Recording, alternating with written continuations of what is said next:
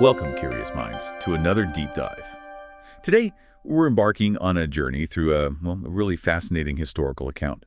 We're picking up right where a legendary leader, Moses, leaves off, and a new one, Joshua, steps onto the grand stage. We've got this detailed ancient text, and it lays out the story of a people basically poised to enter a promised land.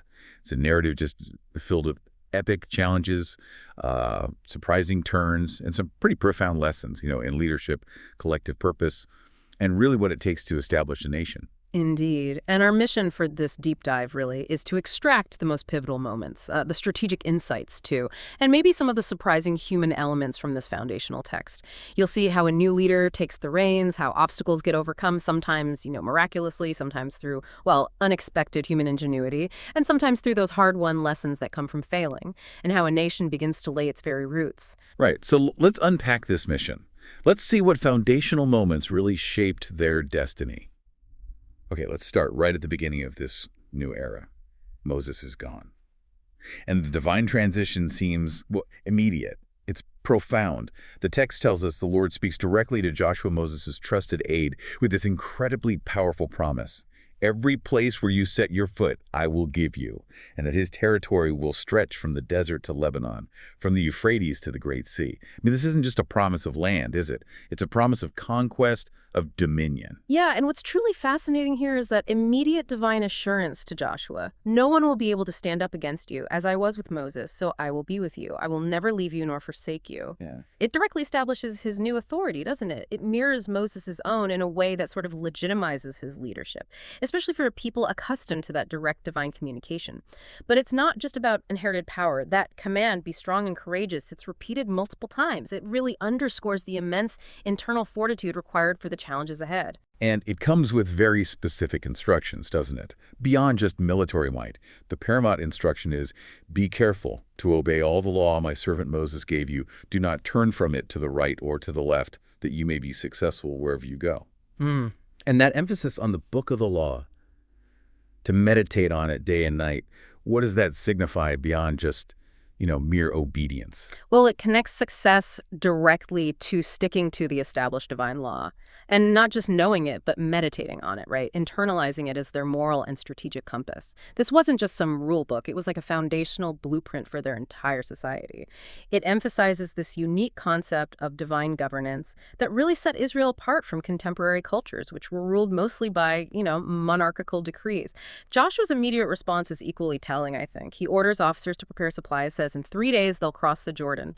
That swift action isn't just competence. It shows absolute faith in the divine mandate he just received. He also secures a really crucial tribal agreement, right, with the Reubenites, Gadites, and that half-tribe of Manasseh. They'd already received their land east of the Jordan. They're told, send your armed fighting men across first to help your brothers conquer the new land. And the people, in turn, pledge absolute obedience to Joshua.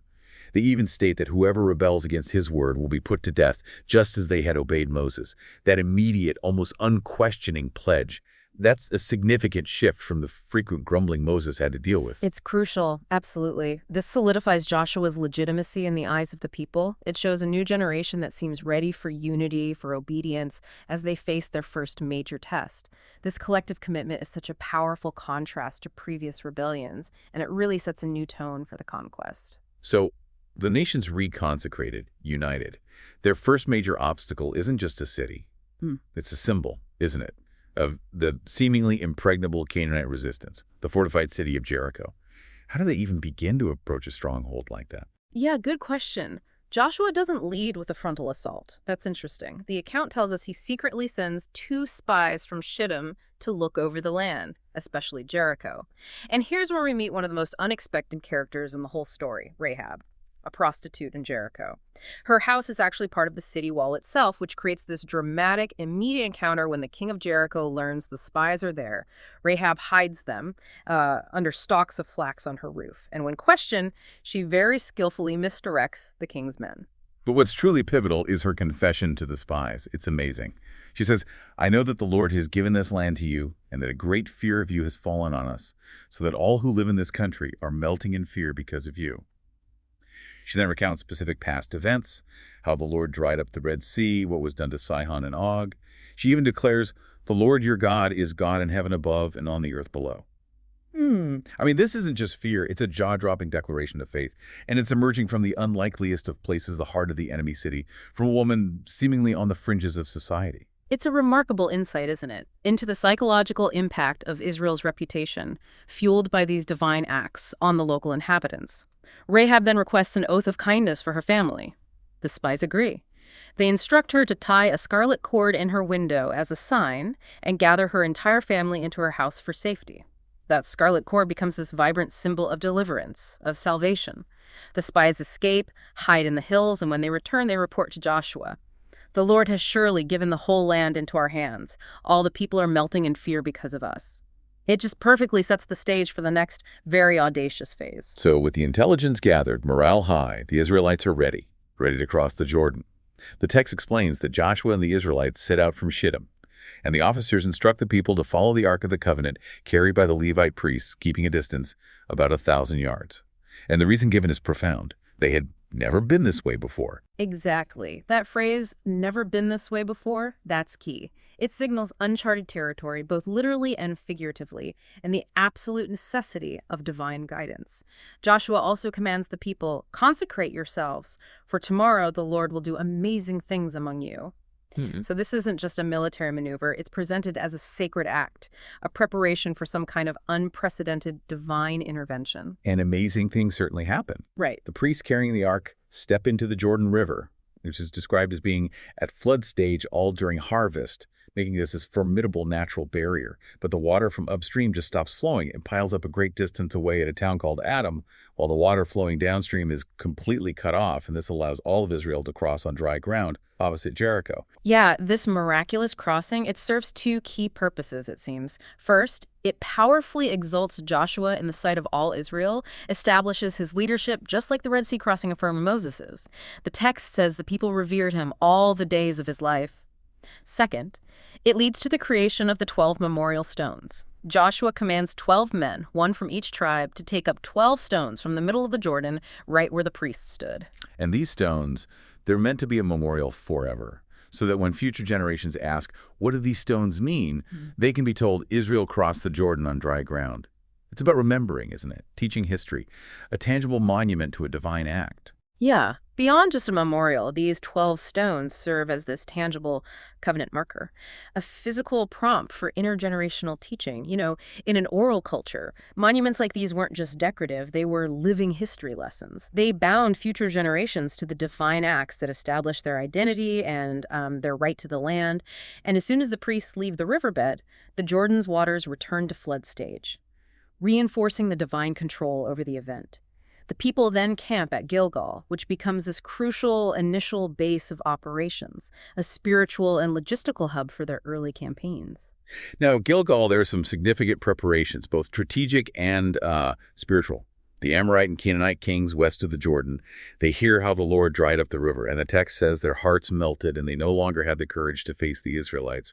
Their morale is just shattered before a single battle.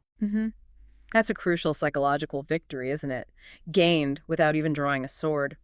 But then there's this unexpected internal command.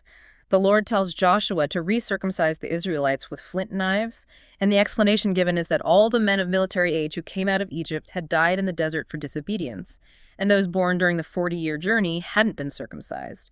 The act is framed as rolling away the reproach of Egypt. So it's not just a ritual, it's a symbolic cleansing, a recommitment for a new generation, shedding the shame of those wilderness years. Then they celebrate Passover at Gilgal, and here's another really significant shift. The day after eating the produce of the land, the manna which had sustained them for 40 years, it stops. They now eat the produce of Canaan. Right. This marks a profound end to their sort of nomadic, miraculously sustained existence. And it's the beginning of settling, living off the land, which requires a whole new level of self-sufficiency. Before the next major conquest, Joshua has this holy encounter near Jericho. He sees a man with a drawn sword who identifies himself as commander of the army of the Lord. Joshua falls in reverence, is told to take off his sandals because the place is holy. This seems to confirm divine presence and direct leadership in their mission, ensuring Joshua's strategy is, well, aligned. And that mission is the heavily fortified city of Jericho. The narrative says it was tightly shut up because of the Israelites. No one went out and no one came in. It truly seemed impregnable, a really daunting first target. Yeah. Yeah, and the Lord's strategy for Jericho is, well, it's truly unusual, counterintuitive even. Joshua is instructed to have all the armed men march around the city once for 6 days, with 7 priests carrying trumpets of ram's horns in front of the ark.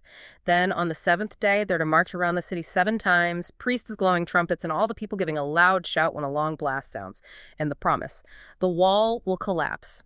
This reliance on seemingly non-military actions, marching and shouting it, profoundly communicates that the source of Israel's power is divine, not human might, which must have shaken the morale of both the Israelites and their enemies inside the city. Joshua gives a strict command: no war cry, not a word until he tells them to shout, and they execute the plan perfectly.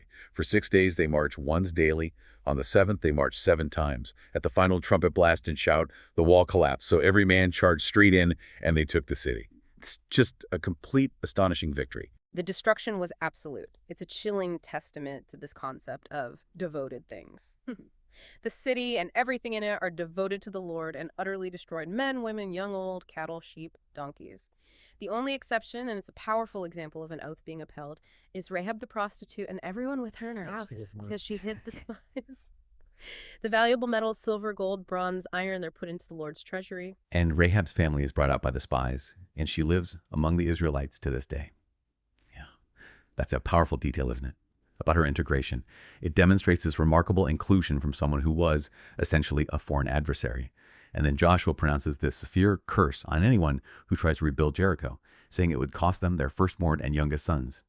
After this, the text says, the Lord was with Joshua, and his fame spread throughout the land. An amazing start to the conquest, really highlighting divine power and the weight of their oaths. Well, after such miraculous, such comprehensive victories, you might think things would be smooth sailing from then on. But then we hit a major setback. The first internal failure, Achan's sin. The text recounts, but the Israelites acted unfaithfully in regard to the devoted things. Achan, son of Carmi, took some of them. Awesome. And this individual act of disobedience immediately causes the Lord's anger to burn against the entire community. Yeah, this is a crucial lesson in corporate responsibility within the covenant, isn't it? So Joshua sends men to spy out Ai. They report back that only, 2,000 or 3,000 men are needed. They underestimate the enemy. But when about 3,000 men go up, they are routed by the men of Ai. They lose about 36 men. This small but devastating defeat causes the people's hearts to just melt and become like water. The ripple effect of one person's sin is immediate and tangible. Joshua is distraught. He tears his clothes, falls face down before the ark, and laments. But the Lord tells him to stand up, revealing that Israel has sinned, they have violated my covenant, they have taken some of the devoted things, they have stolen, they have lied, they have put them with their own possessions. And that's why Israel cannot stand against their enemies. The divine favor is directly tied to their faithfulness.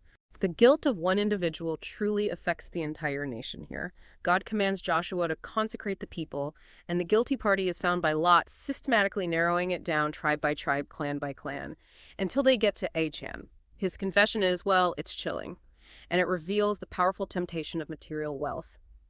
He saw a beautiful robe from Babylonia, 200 shekels of silver, and a wedge of gold weighing 50 shekels. He coveted them, took them, hid them in his tent. And just to put that in perspective, 200 shekels of silver was roughly 5 pounds, a substantial amount, and a 50-shekel wedge of gold, about 1.25 pounds of raw gold. So this wasn't just petty theft, it was a significant personal fortune. And considered plunder devoted to the Lord, it carried immense spiritual weight. The consequences are severe. A really stark reminder of the covenant's demands. Joshua and all Israel take Achan, his entire family, his possessions, his livestock to the valley of Achor. There, all Israel stones him, and after stoning the rest, they burn them. A large pile of rocks is heaped over Achan, and the place is called the Valley of Achor, symbolizing the trouble he brought upon the nation. And it's only after this painful judgment that the narrative says the Lord's fierce anger turns away. This collective experience, the devastating consequences of one individual's disobedience, it forces this crucial recalibration for the Israelites. So with the covenant reestablished through judgment, how does Joshua approach the very same obstacle, this time, with a new strategy? Right. So after the harsh lesson of Achan, God tells Joshua, do not be afraid, do not be discouraged. Take the whole army with you and go up and attack Achan. This time, they're allowed to take plunder and livestock as a second chance, but with new parameters. And this time, Joshua employs a much more sophisticated ambush strategy. He chooses 30,000 men for a night ambush behind the city. He and the main force advance, and then they pretend to flee, luring the men of Ai away from the city. The ambush then rises, takes the city, sets it on fire, signaled by Joshua holding out his javelin towards Ai. The plan is executed flawlessly. It's a testament to Joshua's tactical brilliance, maybe, and the army's renewed discipline. The men of Ai are caught between two Israelite forces. 12,000 men and women of Ai fall that day. Ai is burned and made a permanent heap of ruins. The king of Ai is captured, hung in a tree, and his body is thrown at the city gate entrance with a large pile of rocks heaped over it, a complete and decisive victory, restoring their confidence. And after this pivotal conquest, Joshua builds an altar of uncut stones on Mount Ebal, just as Moses had commanded. He then copies the law of Moses on stones and reads all the words of the law, the blessings and the curses, just as it is written in the book of the law, to the entire assembly, including women, children, and aliens. This public renewal of the covenant is such a critical moment in firmly establishing the law as the foundation of their new society in the land. It really shows the importance of not just military conquest, but establishing the legal and moral framework of their society. Yeah. But just as they conquer and establish, they face another unique challenge. Yeah. The Gibeonite deception. Right. The kings west of the Jordan, they hear about Jericho and Ai, and they unite to make war against Joshua and Israel. However, the people of Gibeon, hearing what Joshua had done, they resort to this clever ruse. They send a delegation with worn-out sacks, old cracked wineskins, worn sandals, old clothes, dry, moldy bread, pretending to come from a very distant country because of the fame of the Lord. And here's the critical detail, isn't it? A moment of significant human oversight. The text says the men of Israel, quote, sampled their provisions but did not inquire of the Lord, unquote. So Joshua makes a treaty of peace with them to let them live, and the leaders ratify it by oath. It's a binding agreement made under false pretenses. Exactly. And 3 days later, the Israelites discover the Gibeonites are neighbors. The assembly grumbles, understandably upset. But the leaders, acknowledging they had sworn an oath by the Lord, the God of Israel, they state they cannot break it to avoid wrath. This is fascinating. The oath, even though obtained through deception, is upheld at all costs. It highlights the immense power attributed to a sacred oath in their culture. So the Gibeonites are allowed to live, but they're cursed to never cease to serve as woodcutters and water carriers for the house of my God, for the entire community, which the narrative says they are to this day. The Gibeonites justify their deception by explaining their fear for their lives, knowing the Lord had commanded Moses to wipe out all inhabitants of the land. It's a compelling look at how different parties navigate such intense situations and the deep fear Israel's victories instilled. This incident provides such a powerful illustration of the sanctity of an oath within their legal and religious framework. It demonstrates that commitments, once made, carried profound and lasting consequences, even if the circumstances were, well, less than ideal.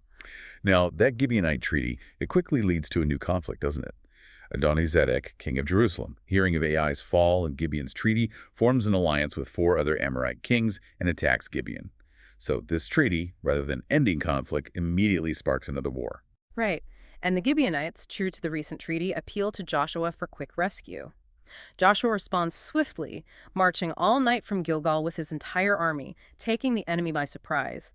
This commitment to upholding the oath, even when it's inconvenient, further solidifies Israel's reputation, I think. And then, divine intervention again, the Lord throws the enemy into confusion, hurls large hailstones from the sky, killing more of them than were killed by the swords of the Israelites. But here's where it gets really interesting. A truly unprecedented miracle. Joshua commands the sun to stand still over Gibeon and the moon over the valley of Ajalon. Yeah, the text explicitly states, the sun stopped in the middle of the sky and delayed going down about a full day.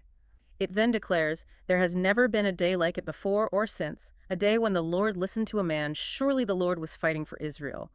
This cosmic scale intervention allows Israel to complete their rout of the enemy, an undeniable display of divine power at Joshua's command. The 5 kings who fled and hid in a cave are brought out, and Joshua has his army commanders put their feet on the kings' necks, a symbol of complete victory and subjugation. Joshua tells them, this is what the Lord will do to all the enemies you are going to fight. The kings are then struck, killed, and hung on trees until evening, reinforcing that message of divine conquest. Following this, Joshua proceeds to conquer numerous southern cities, putting them and their kings to the sword, totally destroying everyone in it, leaving no survivors.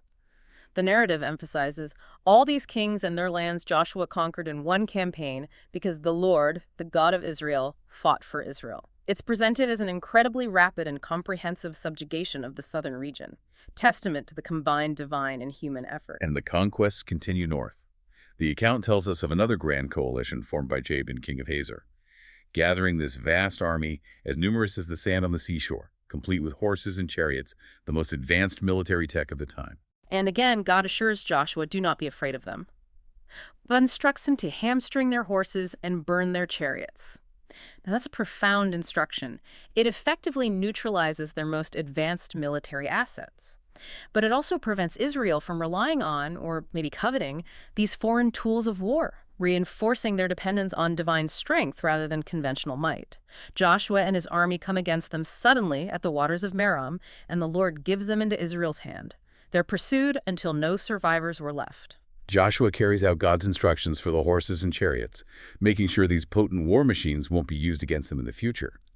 Hazor, which the text says had been the head of all these kingdoms, is captured. Its king and everyone in it put to the sword, not sparing anything that breathed, and the city itself is burned. This widespread conquest extends to all of these royal cities and their kings, which Joshua totally destroys as commanded by Moses.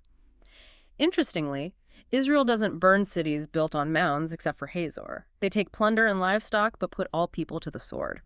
This maybe highlights a targeted rather than indiscriminate destruction strategy. The narrative concludes this section saying Joshua left nothing undone of all that the Lord commanded Moses. He also destroys the Anakites from the hill country.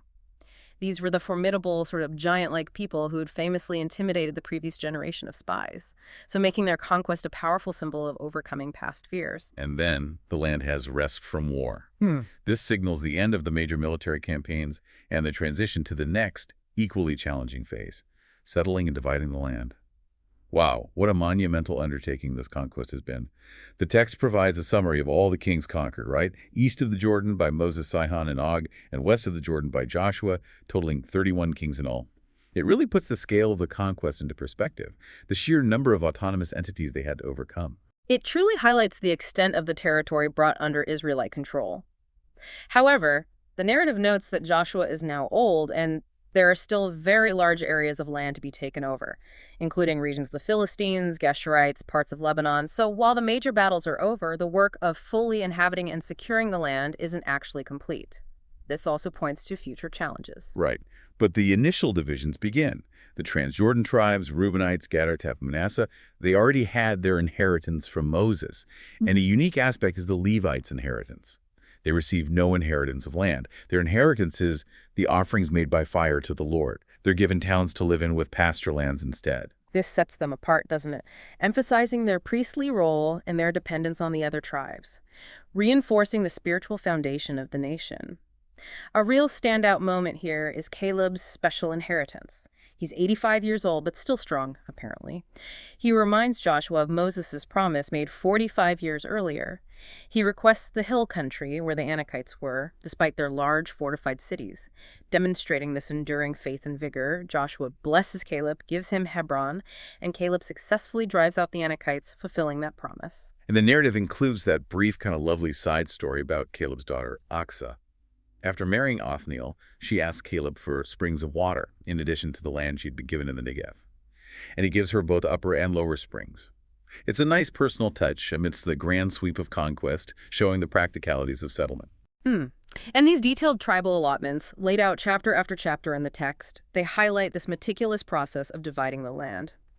After Caleb receives his portion, the land does have rest from war. The narrative provides incredibly detailed boundaries, lists of towns for each tribe: Judah, Joseph, Ephraim, and Manasseh, Benjamin, Simeon, Zebulun, Issachar, Asher, and Naphtali. The sheer meticulousness of these allotments, down to individual towns and springs, it highlights the profound importance of land as both a divine promise and a practical foundation for their society. It's exhaustive. But even within these allotments, there are still challenges. It reveals the limits of their initial conquest. Judah could not dislodge the Jebusites who were living in Jerusalem. To this day, the Jebusites live there with the people of Judah. And Joseph's tribes did not dislodge the Canaanites living in Gezer, and in some areas subjected them to forced labor but did not drive them out completely. Right. This reveals that the conquest wasn't absolute in every single area. Some pockets of resistance or coexistence remain, hinting at future struggles. The people of Joseph even complain they only received one allotment despite being numerous, and Joshua challenges them, telling them to go up into the forest and clear land for yourself in the land of the Perizzites and Rephites, affirming their power to drive out Canaanites even with iron chariots. He's basically pushing them to take initiative and finish the task themselves. Then, to manage the remaining land, the tent of meeting is set up at Shiloh. The country is brought under control. Joshua instructs the 7 remaining tribes to appoint 3 men from each tribe to survey the land, write a description of it in 7 parts, and return to him. Joshua then casts lots at Shiloh to distribute the land. It's this systematic approach to ensure fair distribution and fulfill the divine promise. And after all the tribal allotments are complete, the Israelites give Joshua the town he asked for, Timnath-Serah, in the hill country of Ephraim, which he built up and settled. It's a testament to his own place among the people, isn't it? Receiving his portion after ensuring everyone else had theirs. Finally, 2 other important community elements are established: cities of refuge and towns for the Levites. The Lord commands Joshua to designate cities of refuge for anyone who kills a person accidentally and unintentionally, to protect them from the avenger of blood until trial. Specific cities are named: Kadesh, Shechem, Hebron on the west, and Bezer, Ramoth Golan on the east. This highlights the establishment of legal and social structures for justice and protection within the nascent nation, laying the groundwork for a more ordered society. And then, the Levite family heads approach Eleazar and Joshua, reminding them of God's command through Moses to give them towns with pasture lands. A total of 48 towns with pasture lands are allotted to the Levites from the inheritance of the other tribes, fulfilling the Lord's command. The narrative just beautifully summarizes this entire period of fulfillment, doesn't it? So the Lord gave Israel all the land he had sworn to give their forefathers, and they took possession of it and settled there. The Lord gave them rest on every side. Not one of all the Lord's good promises to the house of Israel failed. Every one was fulfilled. What a powerful statement of divine faithfulness and the completion of a multi-generational promise. As Joshua's time comes to a close, the narrative describes some powerful farewell moments, starting with an incident concerning the altar of witness. Joshua summons and blesses the Reubenites, Gadites, and half-tribe of Manasseh, commending them for faithfully carrying out their mission of helping their brothers. Sends them home with great wealth. Right. But as these eastern tribes arrive at Gilaloth, near the Jordan, they build an imposing altar there by the Jordan. This act, however, is immediately misunderstood by the Western Israelites. They perceive it as an act of rebellion against the Lord and gather at Shiloh to go to war against them. This is a classic case, isn't it, of miscommunication escalating to conflict.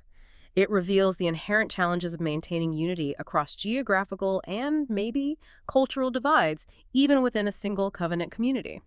Thankfully, they choose diplomacy first. They send Phinehas the priest and 10 chief men to confront the eastern tribes, questioning how they could break faith with the God of Israel. They even reference Achan's sin and its devastating impact as a stern warning against disobedience.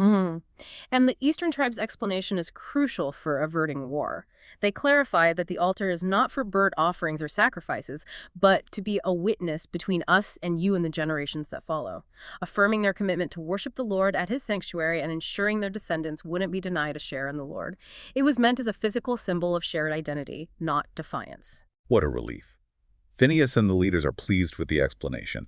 The Western Israelites drop the plan for war and praise God. The altar is aptly named. A witness between us that the Lord is God.